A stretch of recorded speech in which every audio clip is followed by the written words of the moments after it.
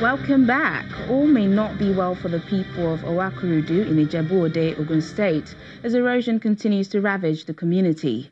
During our previous visit to the community, the people expressed their plight, which has led to the loss of lives and property. This report we bring you brings you what has become of a community at the receiving end of a government project not well executed. Beneath the calm atmosphere of Owakurudu in Ijebu-Ode of Ogun State is a growing apprehension arising from what they claim as government negligence. The drain you are looking here is one done during the last tenure of Mamenga Daniel.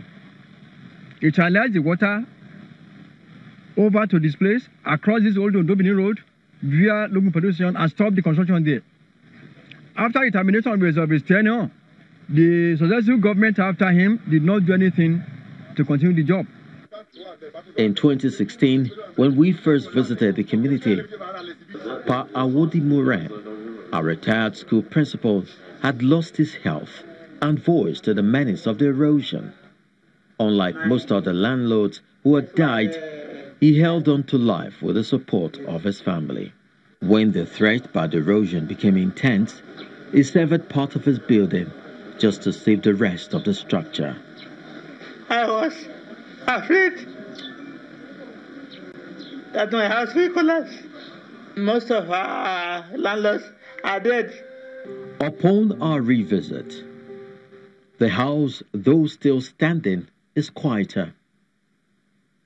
No more Pa Awodi Mure. He too, like many other landlords, has lost the fight.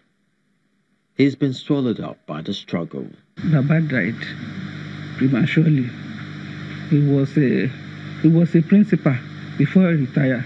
He went to Abuja 3 times because of this, but nothing was done. This old street is becoming, like, if nothing is done, it will become an history, which won't be nice. Please, government, we beg you. Responding, the Ogun State Commissioner for Environment says much is being done from both the federal and state level, which will soon be visible to the people.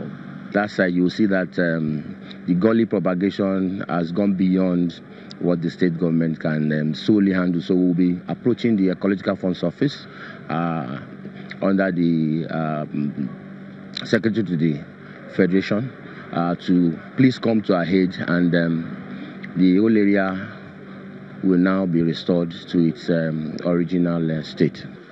While parts of Ijebu-Ode have become erosion-free as a result of the channelization dam, Owakurudu community bears the brunt, and unless something was done fast, it will become the case of there was once a community.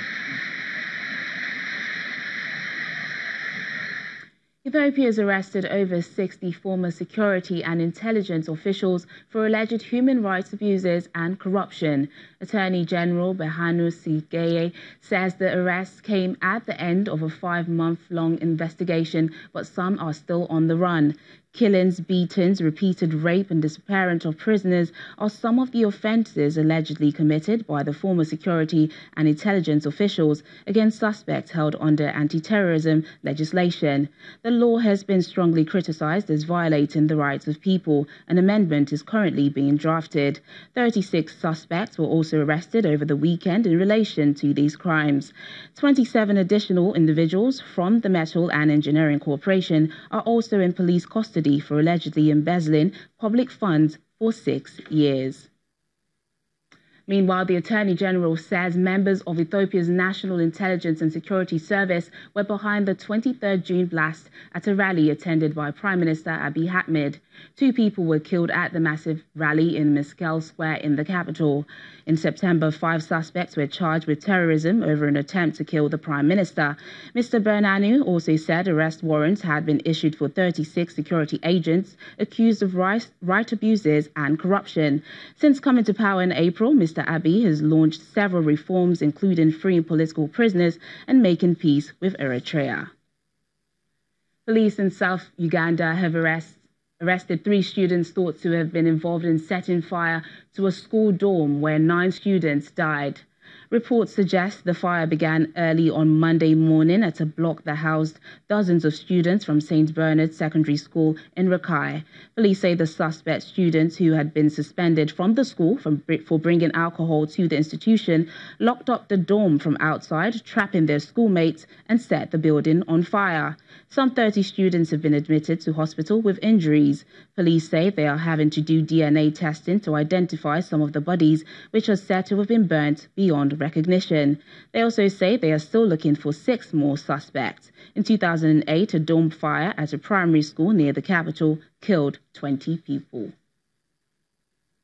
Cameroon has stopped the trial of prominent Anglophone journalist Mimi Mefo, who was accused of spreading fake news and terrorism after the intervention of President Paul Biya. An employer said the military tribunal would announce a complete stop to the persecution, and the government commissioner simply reflected an instruction from the head of state. Mrs. Mefo is the star presenter and head of English news at the media outlet that widely reports on the conflict in Cameroon's 2 English-speaking regions, Southwest and Northwest. She was detained on the 7th of November after reporting on the killing of U.S. missionary Charles Wesco on the outskirts of the northwestern city of Bamenda.